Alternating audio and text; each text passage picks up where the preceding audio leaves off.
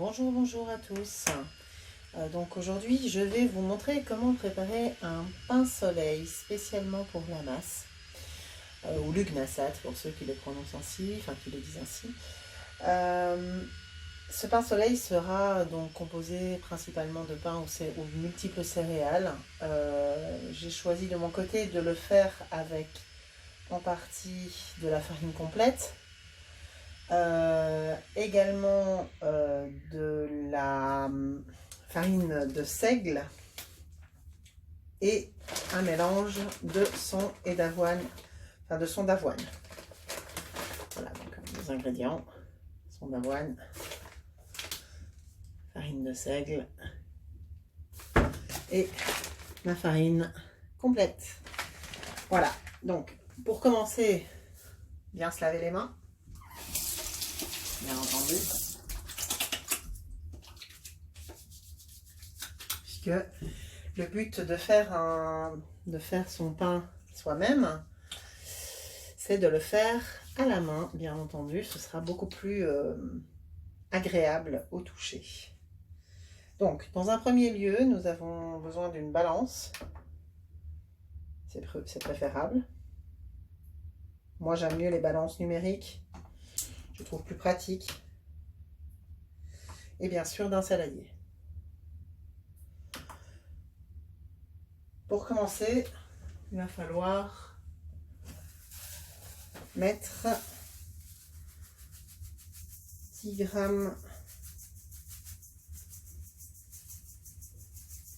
de sel.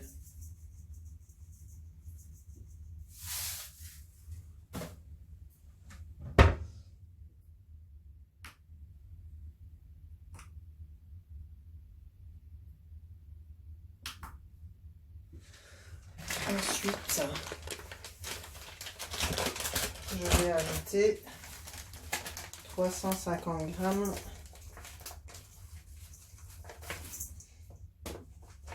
de ma farine multicéréale. Farine complète, comme vous choisissez, comme vous préférez.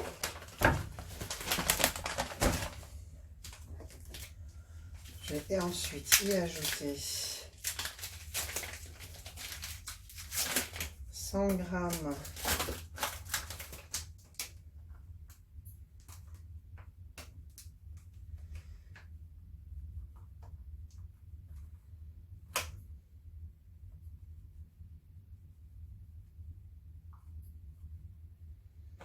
de seigle, qui veut bien sortir. Pas très coopératif aujourd'hui. Et pour finir, le son d'avoine que vous pouvez trouver dans les magasins bio, du type Bio C'est Bon ou tout ce type de magasin que je suppose vous connaissez tous. Je ne vais pas faire de publicité pour eux. Et le total il fera donc arriver à 500 g. Voilà. Pour finir, je vais y ajouter simplement un sachet de levure boulangère. Alors attention, petit conseil, évitez que la levure boulangère et le sel se mélangent. C'est pour ça que j'ai mis le sel en dessous. Et je m'amuse bien à répartir la levure sur le côté parce que je vais devoir creuser un puits au centre de mon mélange farine, sel, levure. Pourquoi ce puits? C'est très simple. Pour faire du pain, il faut de l'eau. De préférence de l'eau tiède. Alors, normalement, la totalité équivaut plus ou moins à 300 ml. Mais ça variera en fonction de la farine que vous allez choisir. Il faudra regarder la consistance du pain en priorité. Voilà, donc moi je commence par verser un tout petit peu de farine, un tout petit peu d'eau dans la farine. Puis je commence à malaxer. Certains pourront vous dire qu'ils préfèrent faire du pain avec une machine. Je les comprends. Je crois que c'est beaucoup plus simple. Mais où est le plaisir de mettre ses mains dedans? C'est beaucoup plus agréable. Trouvez-le?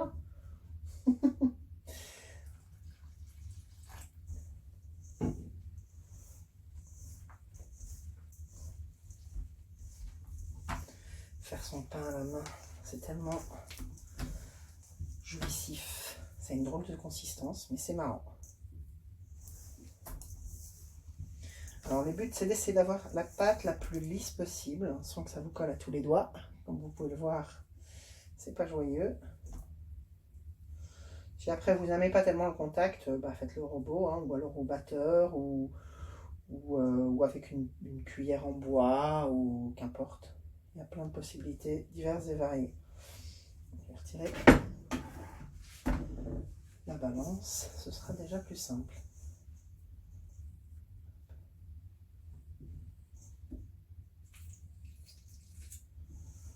Bon, dans le conteneur d'eau que j'avais, là, il y avait 500 ml. Hein, donc, comme vous pouvez le voir, effectivement, j'ai bien mis à peu près la quantité dont je vous avais parlé.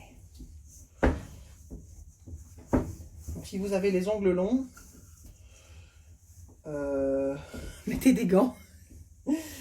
Des ongles très longs, je veux dire, surtout, parce que les miens, ils sont un petit peu longs, mais pas au point d'être gênés. Mais ça va rentrer en dessous de vos ongles, la pâte, et ça risque d'être assez désagréable à retirer, et également pour le pain en lui-même.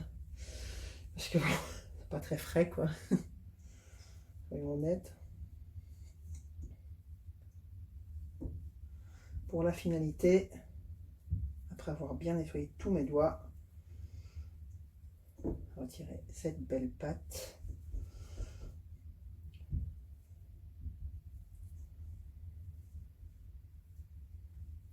Vous voyez, elle colle, c'est bien, c'est exactement ça qu'il faut comme consistance.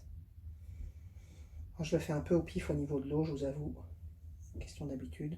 Mais bon, ça équivaut à 300 ml comme je vous disais. Voilà, hop.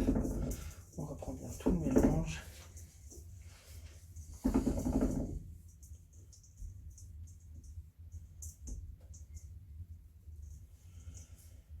Hop.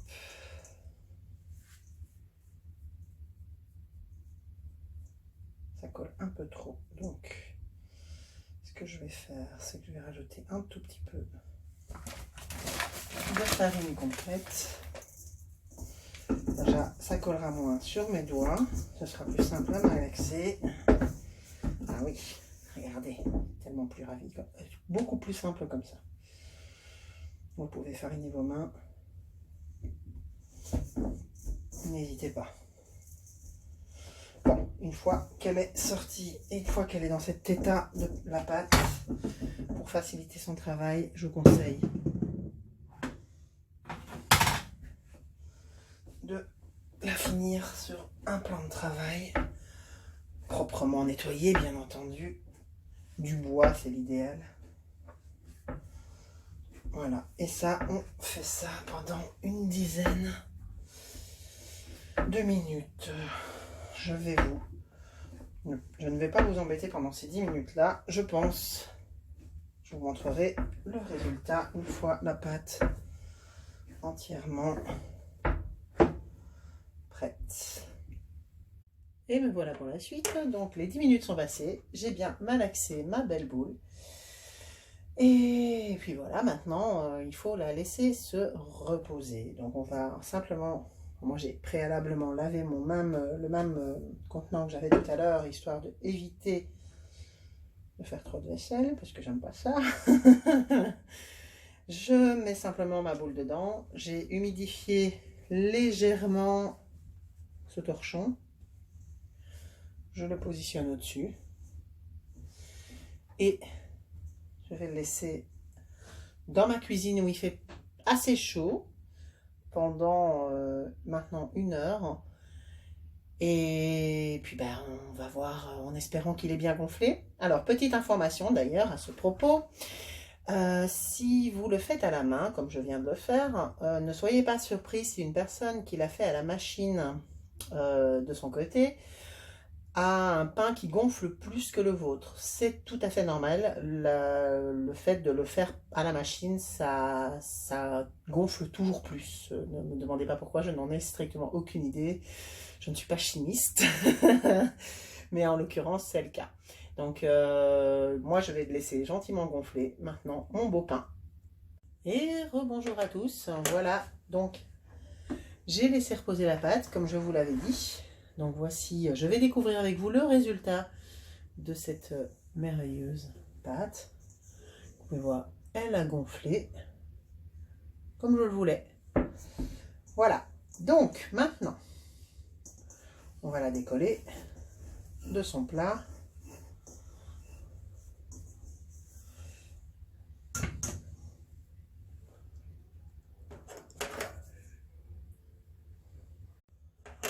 On va venir fariner un peu la plaque pour éviter que ça colle. Parce que bon, elle est quand même un petit peu collante, hein, malgré tout. Et là, de cette belle pâte, nous allons la séparer en 5. Vive la hachoir. On va plus ou moins faire des parts, enfin, de préférence, il faudrait des parts égales. Vous pouvez les peser si vous voulez. Perso, je le fais au pif. Il faut que ce soit plus agréable.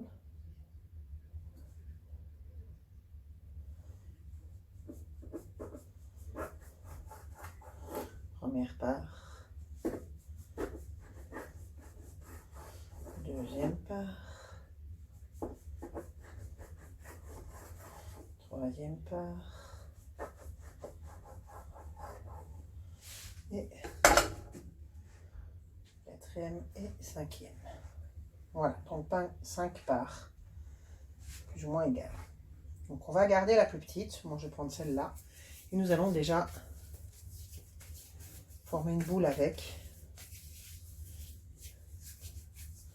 Alors, si vous voyez qu'elle elle ne se fait pas bien la boule, c'est pas grave. Malaxez-la le plus possible, vous allez voir, en fait, elle va à chaque fois bien se refaire. Voilà.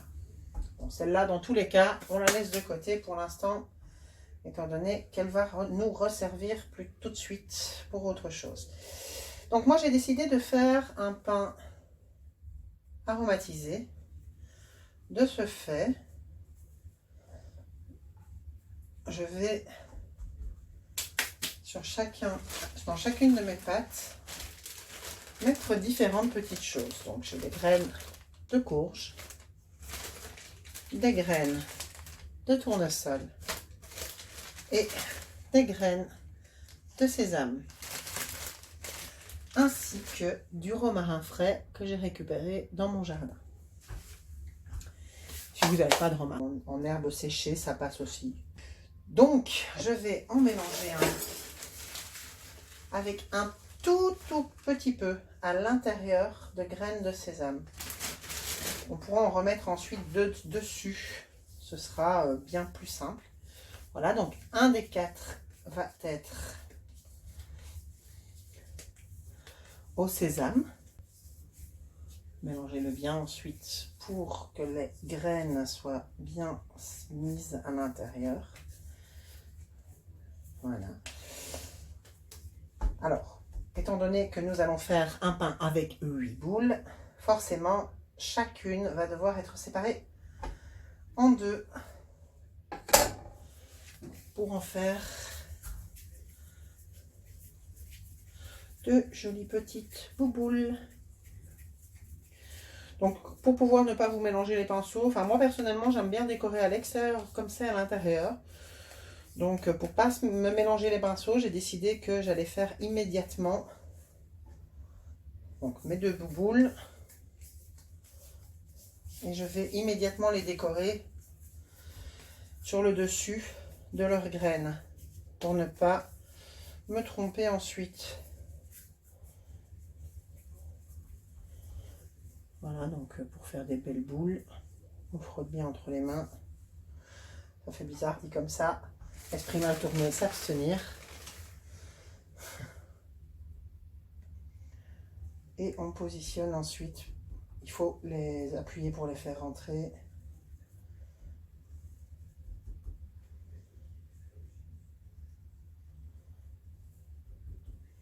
Voilà, donc une boule.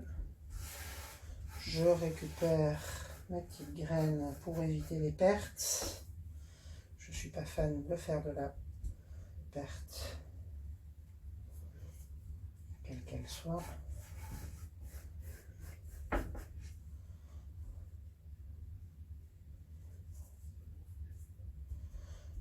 Voilà, voilà. Donc mes deux petites bouboules aux graines de sésame sont OK. Je les mets de côté. Ensuite, je vais faire une deuxième.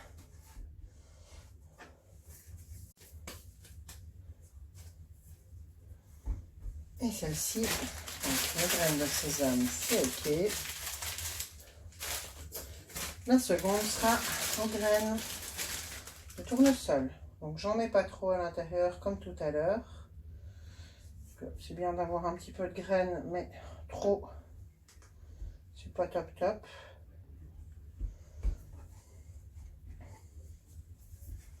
Et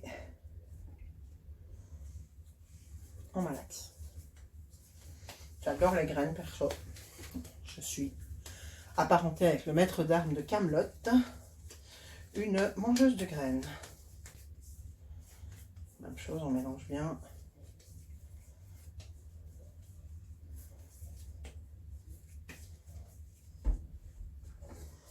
On sépare en deux.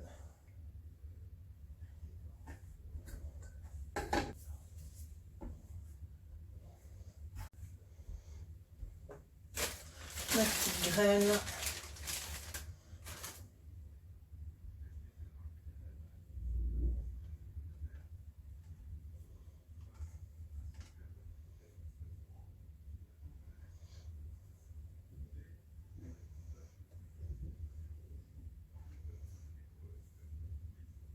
Faire de dessin si vous voulez, perso, je m'amuse pas à ça. Mais ça peut être plus joli. Voilà. Donc, graines de tournesol. Ok. Ensuite, je vais faire la dernière aux graines. Donc, pourquoi je les remélange? Enfin, je les remalaxe à chaque fois, c'est tout simplement pour que la pâte soit un petit peu plus collante. Parce qu'au plus on les malaxe, au plus c'est collant. Pareil, 2-3 graines à l'intérieur, mais pas trop, surtout les graines de courge, parce que malgré tout, c'est gros. Ça prend de la place dans le pain. C'est peut-être pas trop bien d'en mettre deux. Couper en deux, bien entendu. Encore une fois. Nos petites boules.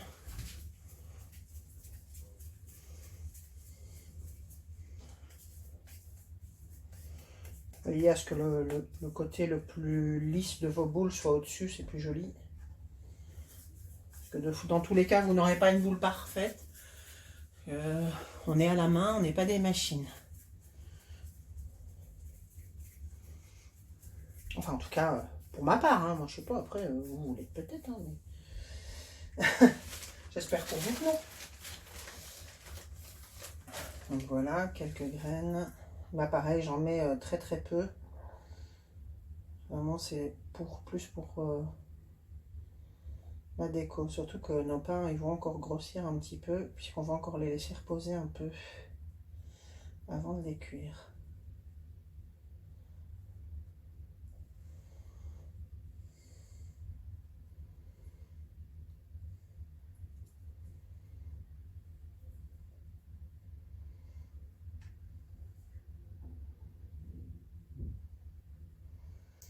Puis accessoirement, si vous avez envie de manger des graines, allez-y, hein. Servez-vous. Moi, je raffole. Voilà. Donc, graines de courge. Ok. Et enfin,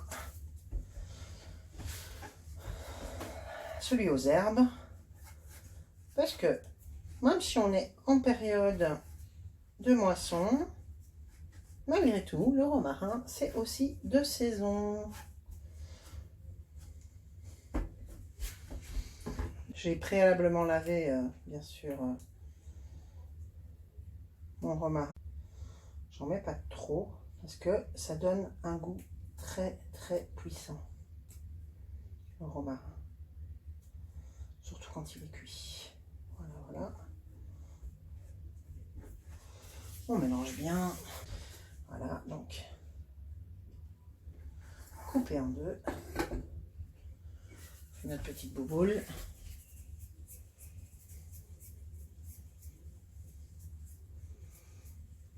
Comme pour les autres.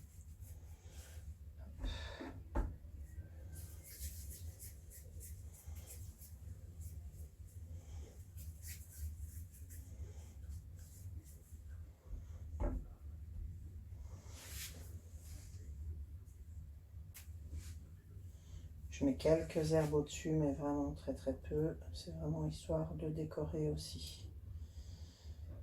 Parce qu'encore une fois, ça va être pas mal fort en goût.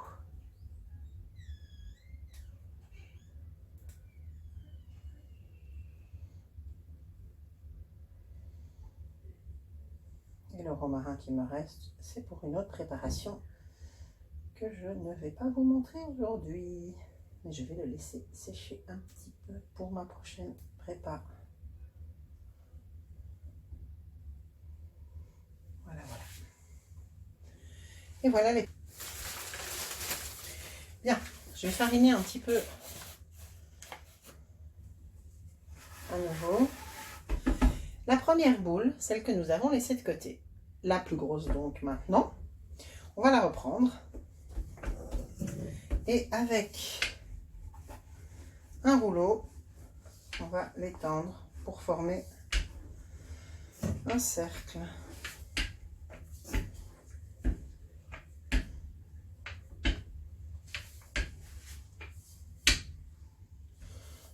Voilà, voilà. Je vais prendre un tout petit peu d'eau.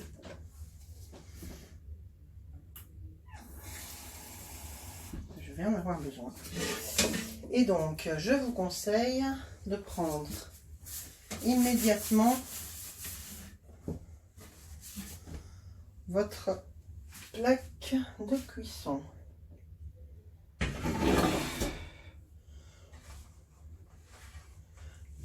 Fariner un petit peu votre plaque pour être sûr.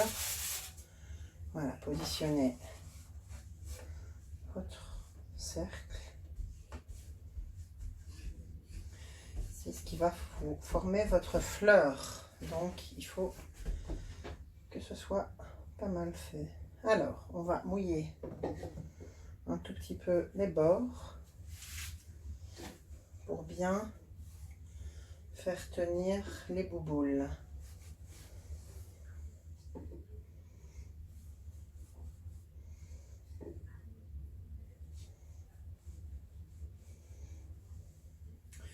Et donc, maintenant, vous allez disposer vos boules. Moi, j'aime bien les mettre en quinconce. En fonction de leur taille, j'essaye de faire un peu les plus grosses. Voilà. Comme il y en a 4 et 4. Hop.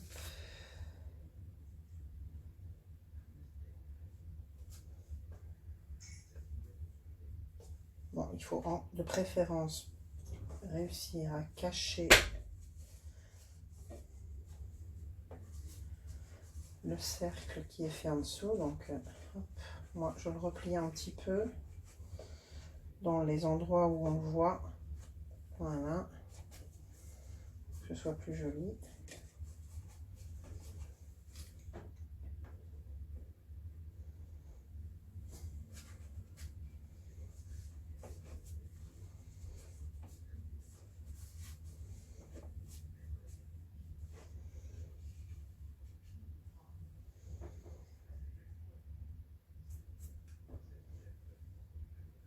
J'ai une boule qui est un petit peu plus petite que les autres, donc il va falloir que je m'en accommode.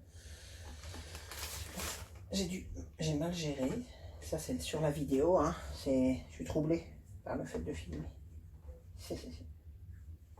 Voilà, voilà. Bon, vous pouvez les écarter encore un tout petit peu parce que, étant donné que on va laisser un peu reposer, ça va encore un petit peu gonfler.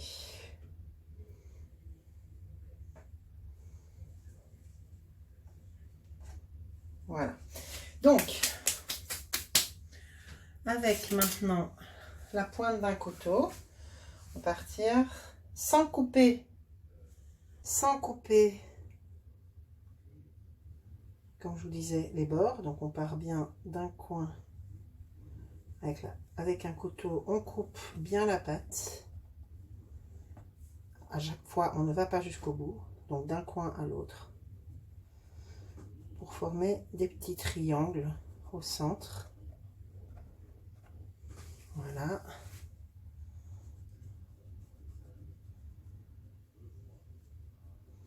À chaque fois, on repasse par le centre. Je ne cherche pas à faire la perfection non plus, hein, donc si vous n'avez pas du parfait, c'est pas grave. Les dieux ne s'en offusqueront pas, je pense, pour ceux qui prient les dieux. Voilà, voilà. Pareil, on mouille un petit peu les triangles en question pour qu'ils collent mieux au bouboule. Oh oui, ça bat, du coup.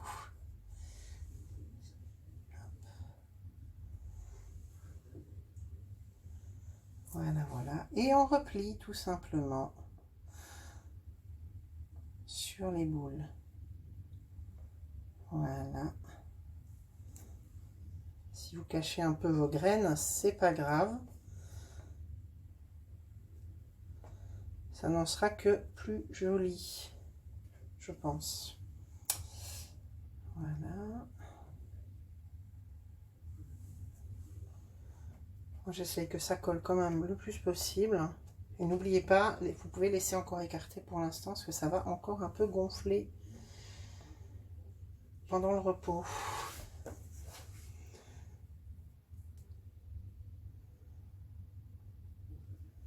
Vous voyez, comme ça, ça forme déjà un soleil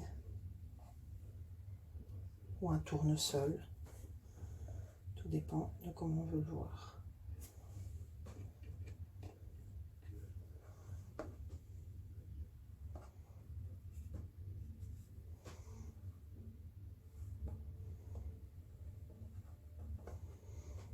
Voilà. Hop. Moi, je farine toujours un tout petit peu au-dessus pour rendre plus joli. Je trouve la farine décorative. Je trouve ça plus sympa. Puis maintenant qu'on y a bien touché, qu'il y a toutes nos graines, que c'est bien décoré, hop. Après, vous pouvez rajouter un petit peu de graines si vous le voulez. Et bien maintenant, on va le recouvrir à nouveau de notre tissu humide. Et on laisse reposer à nouveau pour 1 heure.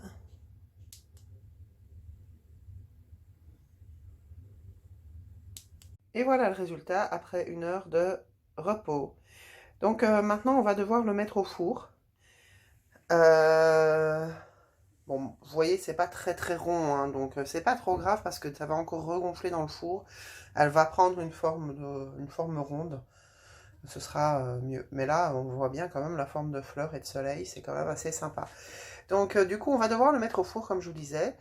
Ce sera 25 minutes de cuisson. Mais pour faire croustiller correctement la croûte, il faut mettre un petit peu d'eau dans le lèche-frite. Un verre ou un demi-verre d'eau, faut pas que ça déborde non plus. Donc vous allez mettre pendant 10 minutes à 230 degrés et ensuite descendre à 180 pour le reste de la cuisson. Voilà, voilà, voilà. Et on se retrouve après la cuisson, je vous montrerai le résultat. Et voilà donc notre pain, enfin terminé. Comme vous voyez, il n'est pas parfait, il n'est pas entièrement rond. Mais moi j'aime bien justement ce côté, la croûte est bien croustillante.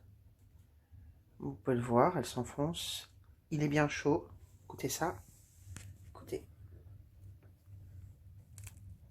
Voilà. Alors, juste pour petite information, une petite astuce en plus que je ne vous ai pas dit. Si jamais votre pain ne gonfle pas bien, il y a la possibilité de délayer, donc de diluer la levure dans un tout petit peu d'eau chaude avec une petite dose de sucre.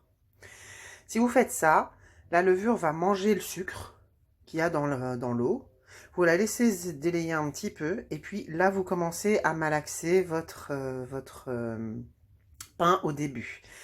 Le pain gonflera un peu plus et du coup ça vous permettra d'avoir quelque chose d'un peu plus aéré à l'intérieur et pas trop compact, voilà, parce qu'avec le son c'est quand même assez lourd, hein. Voilà. Donc j'espère que cette vidéo vous a plu et puis que vous allez pouvoir faire de très beaux pains. N'hésitez pas à me montrer ce que vous avez fait, puis n'hésitez pas à mettre des commentaires si vous le souhaitez. Pardon. Je vous souhaite une très bonne journée. Bon lamas à tous. Au revoir.